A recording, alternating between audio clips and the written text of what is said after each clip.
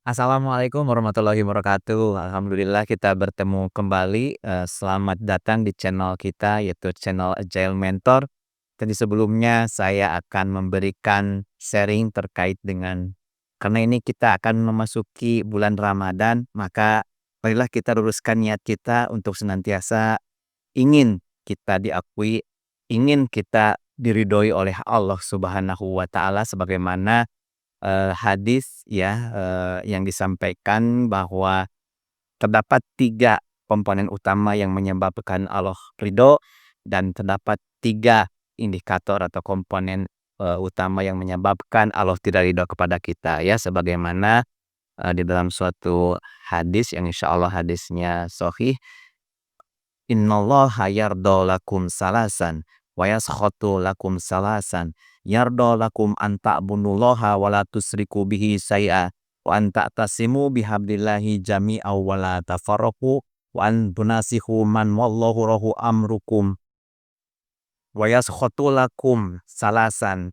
qila wa qala wa ida'atal mal wa kasrata su'al."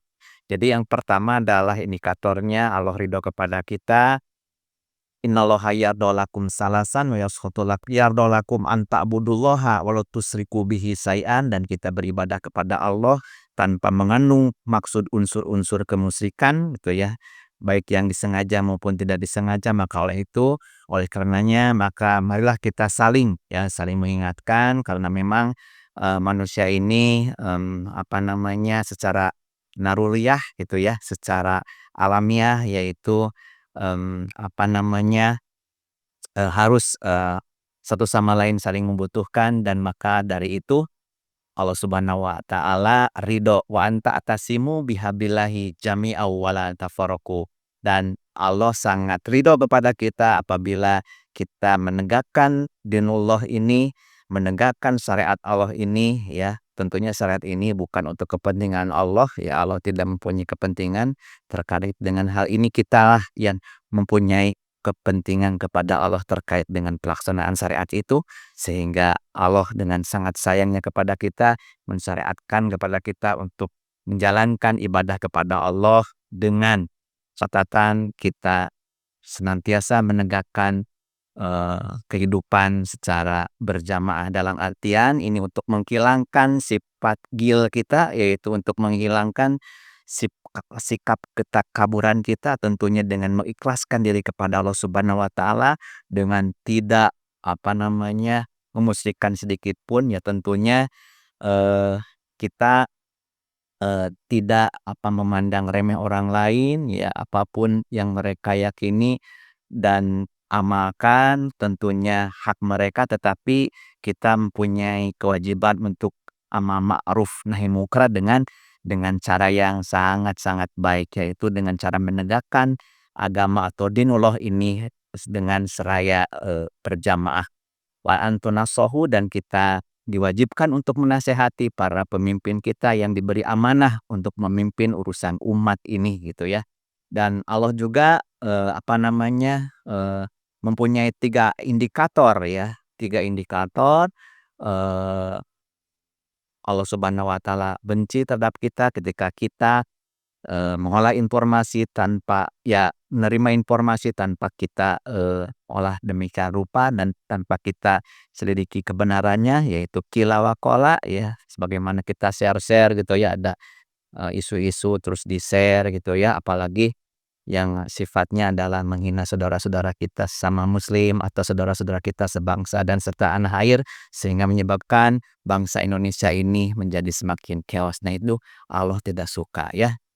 Terus juga Allah tidak suka apabila kita menghambur-hamburkan uang dan juga kita mempermasalahkan yang tidak penting, yaitu wakasrota soal. Oke, demikian ya teman-teman. Kembali kita ke materi kita ya tentang statistik ya. Kemarin kita sudah sedikit belajar tentang bagaimana statistik parametrik itu ya. Di mana statistik parametrik teman-teman semuanya yaitu datanya gitu ya, setidaknya datanya itu harus normal gitu ya. Teman-teman semuanya, ini ada cukup menarik sebelum kita mungkin memerlukan data yang cukup banyak gitu ya teman-teman semuanya, sehingga bagaimana kita ini melakukan suatu penelitian memang, yang membutuhkan effort yang, cukup besar gitu ya, sehingga, kita disarankan ya, untuk melakukan penelitian ini, peer to peer atau mempunyai suatu tim gitu ya.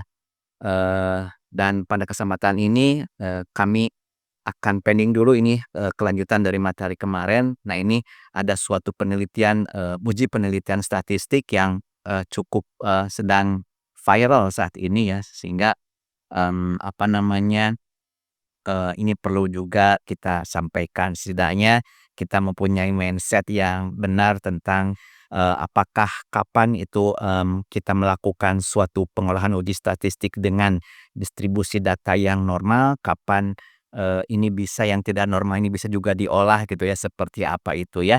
Teman-teman semuanya, di sini tentunya, secara umum ya kita, sangat banyak sekali menemukan beberapa literatur tentang pengolahan, data statistik ini, di antaranya adalah, tentang analisis hubungan antar variabel gitu ya, dalam penelitian atau bisnis ya. Nah ini, pada kesempatan ini saya akan sedikit share kepada, teman-teman semuanya, terkait dengan, SAM-PLS gitu ya, teman-teman ini yang sedang viral yang saya maksudkan tadi ya. SAM-PLS ini adalah Structural Equation Modeling atau partial least square ya, PLS nih itu, stand of, partial least square, yaitu sebuah, metode statistik ya, yang memungkinkan kita untuk bisa menganalisis hubungan kompleks antar variabel yang saling berinteraksi ya teman-teman ya. Teman-teman semuanya bahwa, SAM-PLS ini adalah alat statistik yang sangat berguna, dan fleksibel tentunya teman-teman semuanya, terutama ketika kita ingin, kita ini ya secara, faktanya memiliki data yang tidak berdistribusi normal, dan sampelnya yang cukup kecil gitu ya teman-teman, tentunya ini menjadikan suatu solusi bagi kita di mana dengan apa namanya, menggunakan, apa namanya, aplikasi ya, Smart PLS gitu dengan, SAM PLS gitu ya, menguji datanya, maka kita dapat menggambarkan, hubungan antar variabel secara lebih mudah dan intuitif gitu ya. Nah ini teman-teman mungkin bertanya-tanya, seperti apa gerangan PLS itu ya. Jadi PLS itu adalah, teman-teman adalah semacam, teknik gitu ya, teman-teman semuanya sebentar.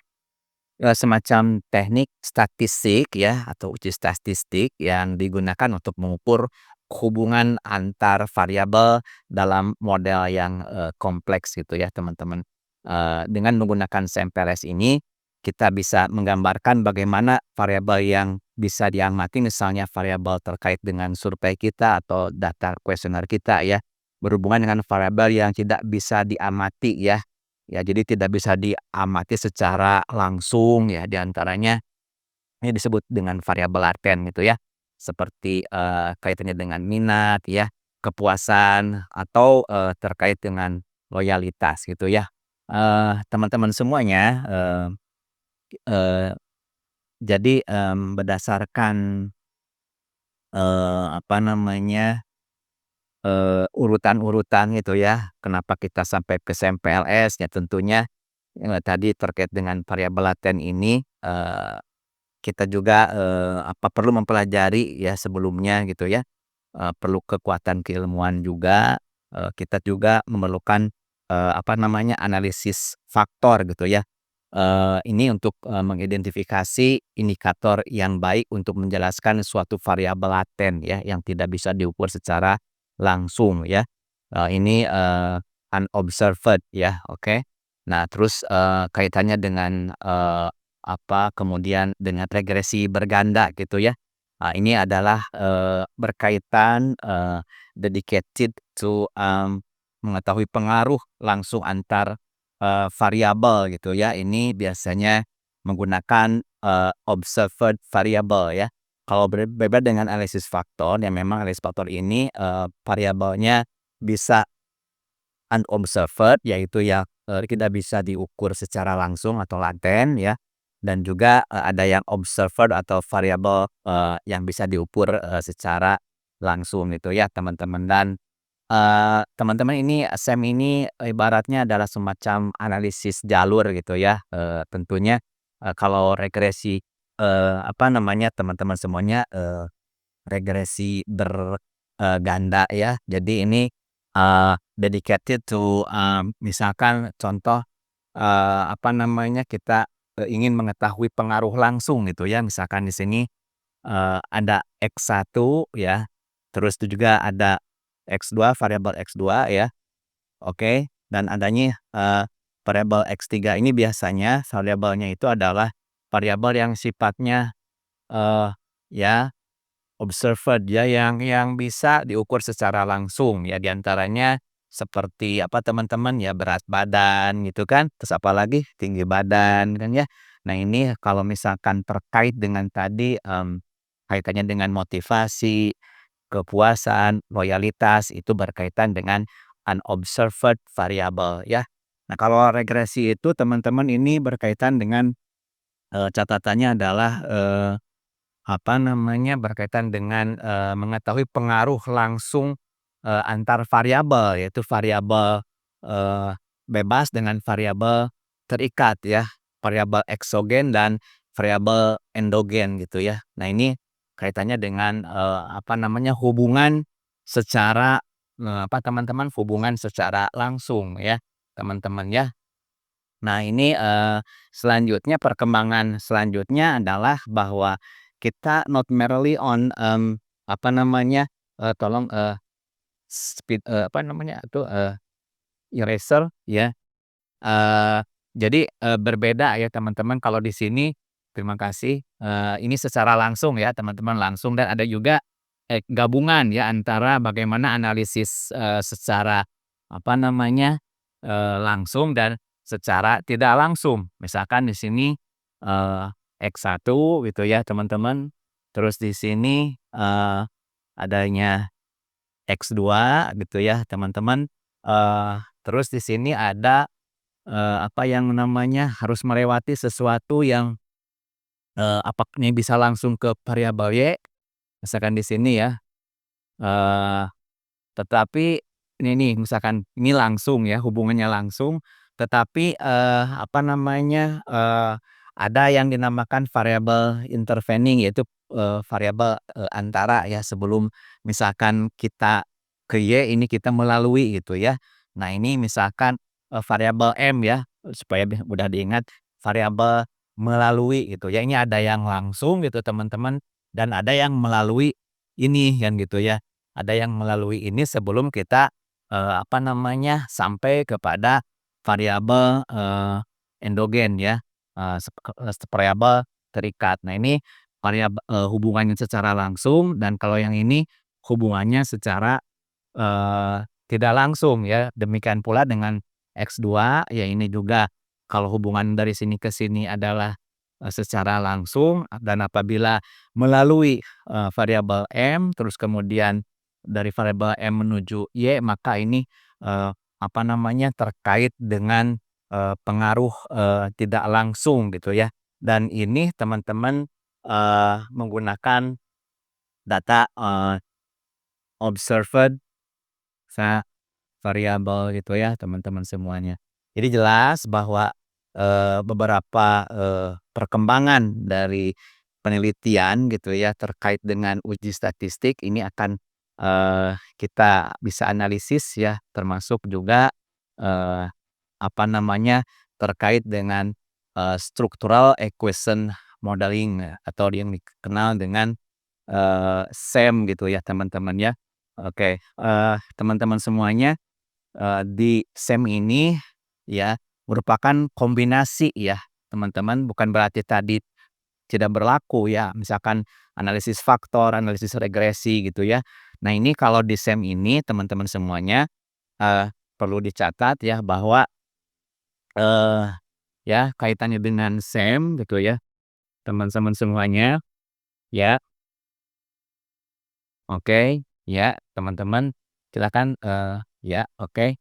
Ya teman-teman semuanya bahwa SEM ini, apa namanya, kombinasi ya, bahwa SEM ini adalah kombinasi dari apa tadi yang kita bahas, ya kita spill gitu ya, terkait dengan, analisis, apa namanya, analisis faktor ya. Ini terkait dengan kombinasi analisis analisis faktor gitu ya, terus juga, regresi ya, oke oke ya, regresi dan juga analisis jalur ya, analisis ja jalur ya. Jadi SEM ini teman-teman adalah kombinasi dari ilmu analisis faktor atau mix gitu ya. Ini kita, analisis faktor, regresi, dan analisis jalur ya teman-teman ya. Jadi biasanya teman-teman semuanya, kalau kita menggunakan Smart PLS itu teman-teman, ada, digambarkan sebagai lingkaran gitu ya. Nah ini ya, sebagai lingkaran misalkan di sini, taruhlah, A gitu ya. Nah ini adalah, yang dinamakan, di sini aja, ini yang dinamakan variabel laten ya. Unobserved yaitu variabel yang tidak bisa langsung kita ukur seperti berat badan, kan berat badan ada ya ukurannya kilogram, terus tinggi badan meter gitu ya. Ini bisa langsung ketahuan, tetapi di sini memerlukan indikator-indikator ya, indikator ini juga, apa yang namanya bisa merefleksikan dan juga bisa teman-teman formatifkan ya. Jadi, ini yang, terkait dengan, ini ya, variabel laten ini terdiri dari, apa namanya, eee, indikator ya, indikator ya, ada yang formatif ya, ada yang reflektif gitu ya.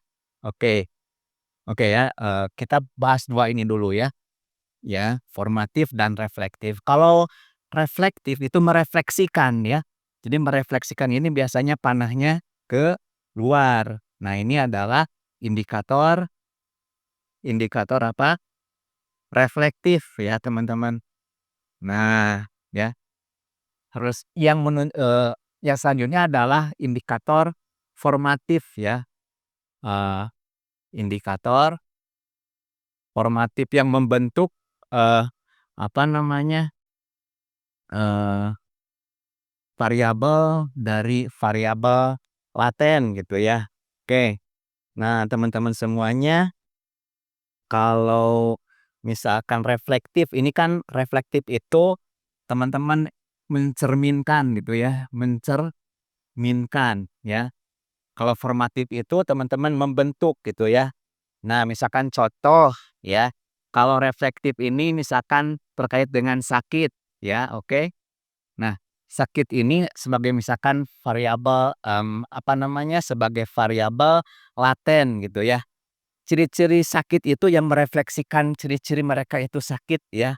Ciri-ciri yang mereka, ini terkait dengan, oh ya terjadi perubahan suhu ya, terkait dengan suhu biasanya kalau hareeng kalau dalam bahasa Sunda ya. Kalau ya maksudnya, demam gitu ya, hareeng itu demam, suhunya sangat tinggi misalkan gitu ya. Ini merefleksikan, oh bahwa orang itu sedang sakit gitu ya. Terus juga, apa yang menyebabkan, merefleksikan, orang itu sakit itu ya, tekanan darah misalkan ya. Sehingga, ini panahnya keluar ya teman-teman semuanya. Ada tekanan darah, terus ada apa lagi, denyut nadi ya biasanya kalau lagi panas itu denyut nadinya itu lebih apa teman-teman ya, lebih, dugdig dugdug dugdug dugdug lebih cepat gitu ya, denyut nadina ya, denyut nadi. Nah, ini salah satu contoh dari indikator reflektif ya. Nah, ini bagaimana terkait dengan contoh, indikator formatif yaitu yang membentuk, yang memformat ya, misalkan, masih sakit ya. Nah, gitu ya.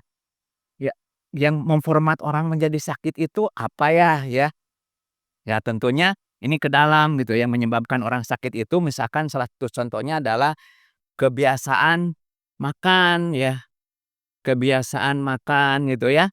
Ya contohnya kita makan sembarangan, jajan di luar ya, atau juga kita telat makan gitu ya. Nah sehingga menyebabkan sakit ya, sakit MAH misalkan seperti itu ya.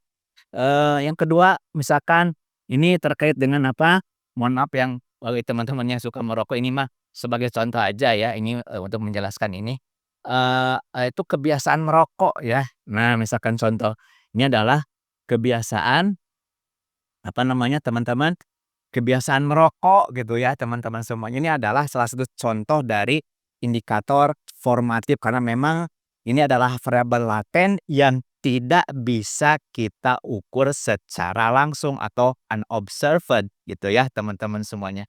Terus yang menyebabkan sakit itu apalagi yang memformat, orang itu menjadi sakit ya, ya misalkan or orjang dia orang olahraga jarang gitu ya, orjang gitu ya. Olahraga jarang gitu ya. Oke kalau, manja bukan jadi mandi jarang ya, itu juga ya manja bisa ya. Ya manja gitu ya. Kalau di sini bukan manja itu ya, tapi di sini singkatan dari apa teman-teman? Mandi jarang gitu ya. Jadi sampai sini ya teman-teman jelas ya, membedakan indikator variabel, apa namanya, formatif dan, variabel apa namanya tadi? Reflektif gitu ya. Mudah-mudahan ya ini contohnya cukup, apa namanya, cukup jelas ya teman-teman semuanya ya.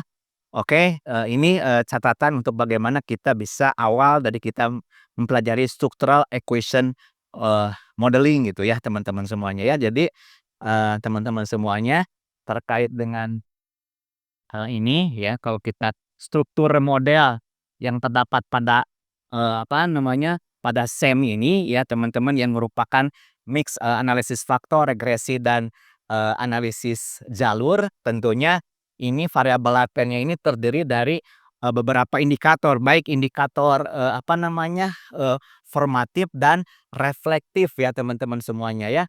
Nah ini misalkan contoh, saya gambarkan. Jadi teman-teman, kalau dalam satu variabel laten kita tidak boleh ada 2 ya. Misalkan, apa namanya, ada variabel ada indikator, yang apa, terkait dengan variabel laten ini ada indikator formatif dan ada variabel ada indikator ya, mohon maaf, ada indikator, reflektif dalam satu variabel laten itu, teman-teman, Eee, sesuatu hal yang dilarang gitu ya, ini tidak boleh gitu ya teman-teman semuanya ya. Nah ini itu teorinya ya, bahwa dalam satu variabel laten kita tidak boleh ada indikator, apa, indikator formatif dan reflektif. Ini harus salah satunya dalam bagaimana kita membangun model, apa namanya, struktural model, SEM gitu ya. Structural Equation Modeling itu ya teman-teman semuanya, oke? Oke ya sampai sini mudah-mudahan jelas ya teman-teman ya, teman-teman semuanya di sini, taruhlah contohnya adalah, yang reflektif saja ya kebetulan secara, umum memang reflektif, mendominasi ya teman-teman ya. Oke ya, di sini misalkan, ini A ya misalkan A1 ya, ini indikator A1 ya, terus A2. Nah, ini biasanya teman-teman, ini di dalamnya nanti ketika kita dalam hal penelitian juga, ini merupakan, salah satu, indikator yang menyebabkan kita bisa membuat suatu kuesioner terhadap, apa namanya, responden kita ya, terkait dengan A1 misalkan A2, terus juga di sini, eee A3 dan seterusnya ya teman-teman semuanya dan, teman-teman semuanya, sebagaimana tadi, ada variabel moderasi juga, ini tidak luput dari teman-teman ya, misalkan ini M gitu ya yang tengah, ini tidak luput dari juga, mengandung apa teman-teman indikator juga ya, mengandung, apa namanya indikator, yang tentunya di sini misalkan, ke atas aja di sini ya ada, M1 ya, terus juga ini, ibaratnya reflektif ya, contohnya reflektif saja M2 gitu ya,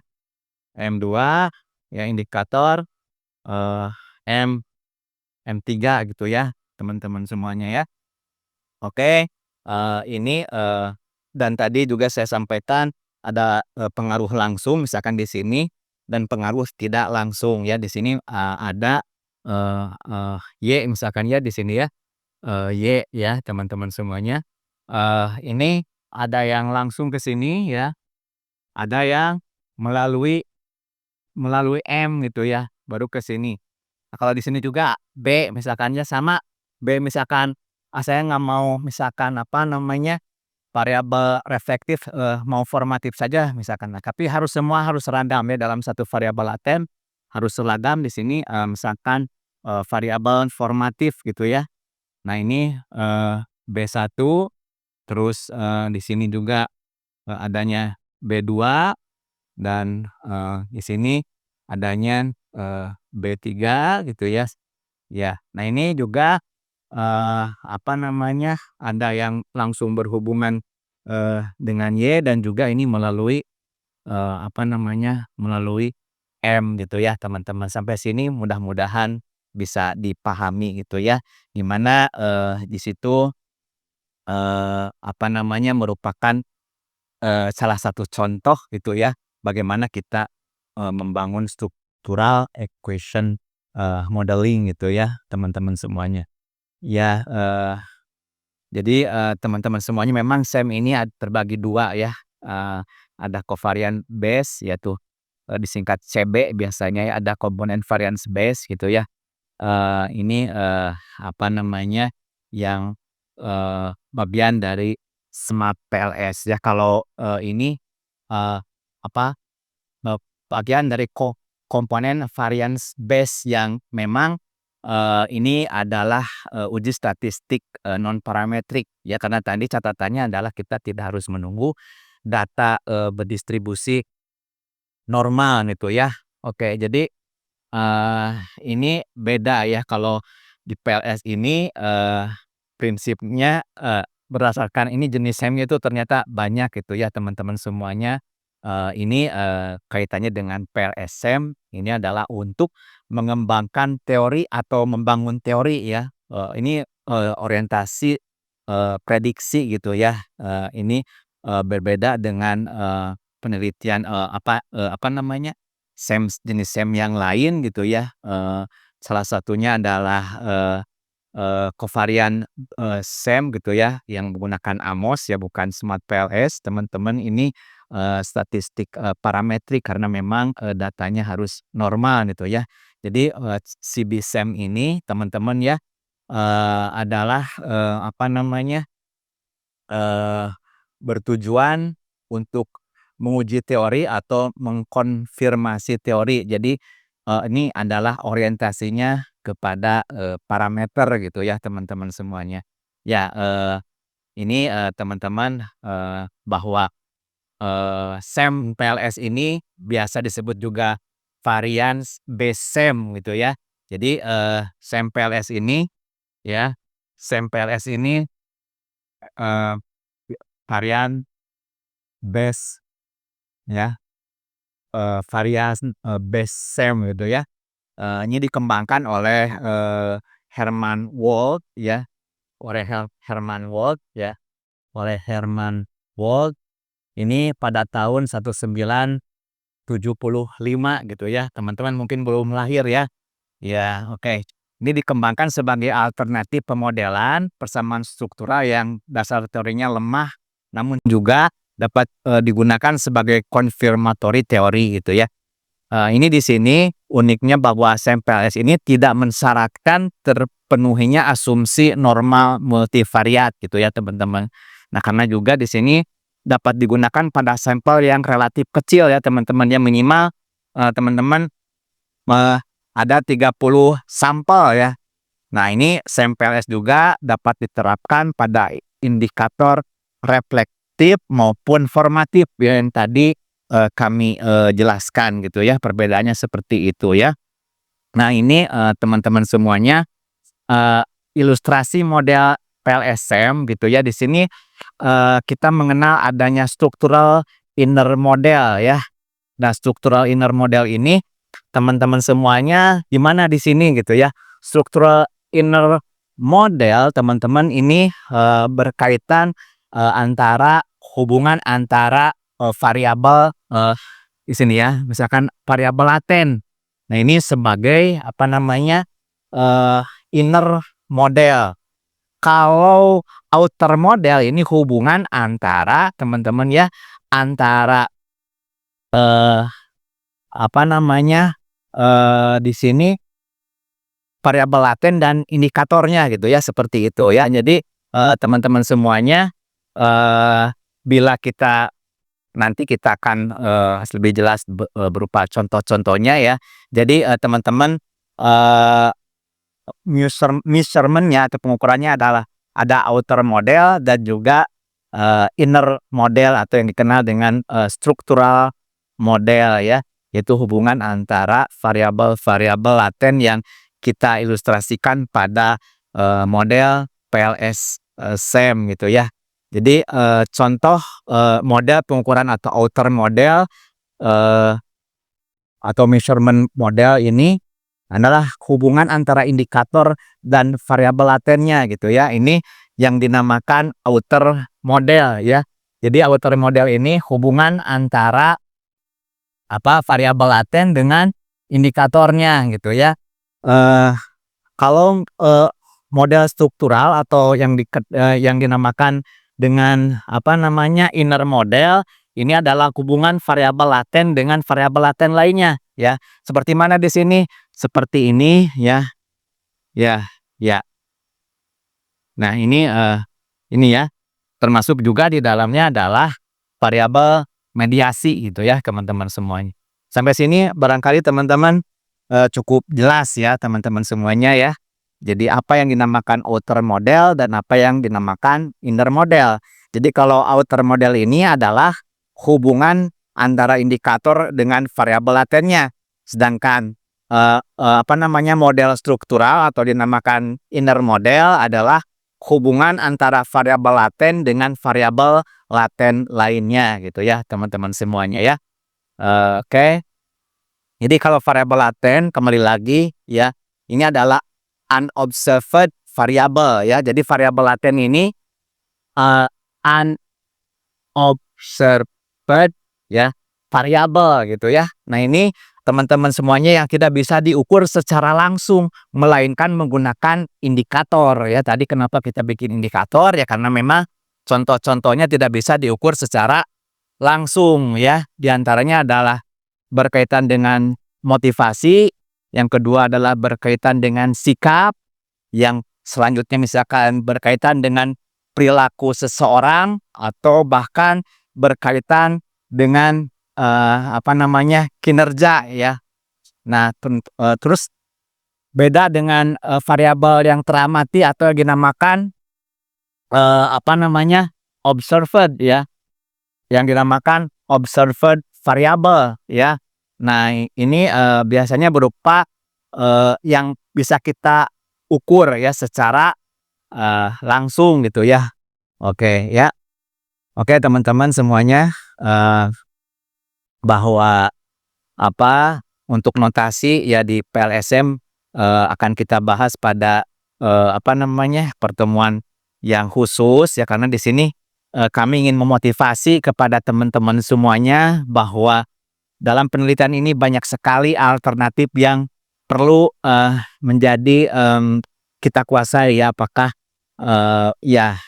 kaitannya dengan menguji teori ini, misalkan, guerrilla marketing. Nah, ini apakah bisa diterapkan gitu ya, ini, cocok sekali, menggunakan, PLSM ya. Jadi PLSM ini bisa diterapkan dari mulai merancang model struktural atau inner model antara hubungan antara variabel-variabel latennya, terus juga kita merancang model pengukuran outer modelnya yang, hubungan antara variabel laten dengan indikator-indikatornya, yang kemudian kita mengkonstruksi diagram jalur ke sistem persamaan gitu ya. Kemudian kita melakukan estimasi ya, melalui koefisien jalur atau, loading dan weight gitu ya. Terus juga kita melakukan evaluasi goodness of fit ya. Terus selanjutnya kita melakukan pengujian hipotesis atau resampling bootstrapping gitu ya, teman-teman semuanya ya.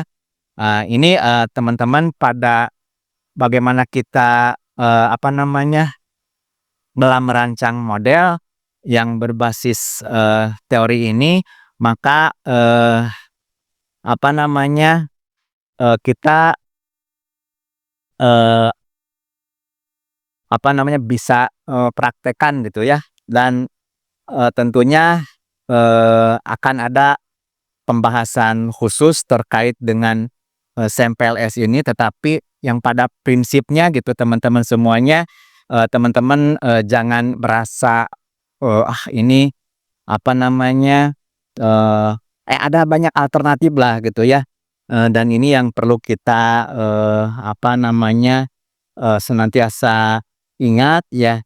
Jadi, teman-teman semuanya, bahwa dalam hal ini kita juga memang memerlukan beberapa pemahaman-pemahaman yang memang tentunya kita harus juga sering bertemu ya, sering, melakukan diskusi. Jadi di mana SAMPLS ini adalah teknik ya, kembali lagi kepada, jadi kita harus, fokus kepada ini pembahasan SAMPLS ya, bahwa SAMPLS ini adalah teknik statistik yang digunakan untuk, mengukur hubungan antara variabel dalam model yang kompleks ya. Tentunya dengan menggunakan SAMPLS ini kita bisa menggambarkan bagaimana variabel yang bisa diamati misalnya terkait dengan hasil survei atau data atau kuesioner ini, berhubungan dengan variabel yang tidak bisa diamati seperti tadi ya, minat, kepuasan dan loyalitas. Ya misalkan kita ingin menguji apakah kepuasan pelanggan ini dipengaruhi oleh harga, kualitas, pelayanan, dengan, menggunakan SAMPLS ini kita bisa memodelkan hubungan antar variabel dalam satu model yang koheren gitu ya. Nah jadi, ada pertanyaan kembali yang sering dilontarkan ya dari teman-teman semuanya, apakah SAMPLS ini termasuk uji statistik parametrik atau non parametrik? Itu kembali ya, bahwa SAMPLS ini adalah uji statistik non parametrik gitu ya. Ini artinya bahwa teman-teman semuanya, SAMPLS ini tidak mengharuskan data kita ini untuk mengikuti distribusi normal gitu ya. Hal ini membuat SAMPLS ini sangat berguna ketika kita bekerja dengan data yang tidak berdistribusi normal atau sampel yang sangat kecil, misalkan hanya 30 sampel gitu. Ini juga, bisa running ya. Ini adalah salah satu keunggulan dari SAMPLS dibandingkan dengan metode parametrik yang membutuhkan data yang jauh lebih besar dan lebih terstruktur ya. Nah ini, apa namanya, dalam hal ini, SMART-PLS ini juga seperti penelitian-penelitian yang lain tentunya dimulai dari bagaimana kita melakukan identifikasi permasalahan, terus mengumpulkan data, membangun model struktural ya, inner model dan outer model. Inner model tadi ya hubungan antara variabel laten, outer model adalah hubungan dengan, indikator ya variabel latennya. Terus juga kita akan menilai kekuatan hubungan antar variabel dengan koefisien jalur dan evaluasi goodness of fit gitu ya. Teman-teman semuanya misalkan, nanti, minggu depan kita akan langsung kepada contoh, eee tesis ya, tapi saya akan spill sedikit. Misalkan kita, menggunakan SAMPLS ini diterapkan dalam studi kasus yang diambil dari tesis yang berjudul misalkan pengembangan instrumen penilaian baca Quran sebagai aspek psikomotorik pada usia TKA ya. Nah ini, tentunya dimulai penelitian tesis ini dengan tujuan penelitian adalah untuk mengembangkan alat penelitian yang efektif dalam mengukur aspek psikomotorik dalam membaca Quran pada anak-anak usia TKA ya. Dan variabel yang diuji ini adalah penggunaan instrumen penilaian terhadap perkembangan psikomotorik anak-anak. Ini bisa menggunakan, model SAMPLS ya. Nah, variabel latennya apa saja? Misalkan kemampuan motorik halus dan ketepatan dalam membaca adalah variabel laten yang tidak bisa diukur secara langsung gitu ya. Yang kedua adalah variabel teramati atau observed variable. Ini berupa indikator-indikator yang digunakan untuk mengukur kemampuan motorik halus dan ketepatan membaca ya, seperti hasil tes membaca Quran anak-anak, adalah variabel yang bisa, kita amati. Jadi langkah-langkahnya dengan membangun model SAMPLS ini, yang pertama adalah, mengidentifikasi variabel. Dalam hal ini, penelitian ini variabel laten ya, seperti kemampuan motorik halus yang diukur melalui indikator yang bisa diamati misalnya terkait dengan kemampuan menulis huruf atau menggunakan alat tulis dengan benar yang kita uraikan nanti melalui indikator-indikator ya. Terus juga yang kedua setelah itu kita bisa membangun model struktural, inner model, yaitu model ini yang dihubungkan dengan kemampuan motorik halus dengan kecepatan membaca Quran, ya hubungan antara variabel laten dengan variabel laten. Terus juga kita membangun model pengukuran atau outer model ya antara variabel laten dengan indikatornya. Jadi model ini menghubungkan indikator-indikator pengukuran dengan variabel laten, misalnya mengukur kecepatan membaca Quran dengan tes waktu membaca ya. Selanjutnya dilakukan evaluasi dan pengujian, yaitu misalkan menggunakan software Smart VLS. Nah, di sini kita dapat menghitung koefisien jalur atau path coefficient untuk melihat seberapa besar pengaruh kemampuan motorik halus terhadap kecepatan membaca Al-Quran. Demikian teman-teman semuanya, mudah-mudahan ini menjadi semacam pemantik ya untuk senantiasa kita semangat dalam belajar, terutama dengan kita bisa mengikuti perkembangan arahan jurnal-jurnal yang memang kebanyakan sekarang ini lebih trennya ke dalam pengolahan statistik SEM gitu, seperti salah satunya diantaranya adalah menggunakan SEM PLS. Demikian teman-teman, kami doakan teman-teman mudah-mudahan dalam menghadapi bulan Ramadan ini berada dalam keadaan sehat walafiat, sehingga kita akan tetap semangat untuk bagaimana kita menggali ilmu dan menggali manfaat untuk senantiasa menggapai keriduan Allah Subhanahu wa Ta'ala. Demikian, jazakallahu khairan katsira. Assalamualaikum warahmatullahi wabarakatuh.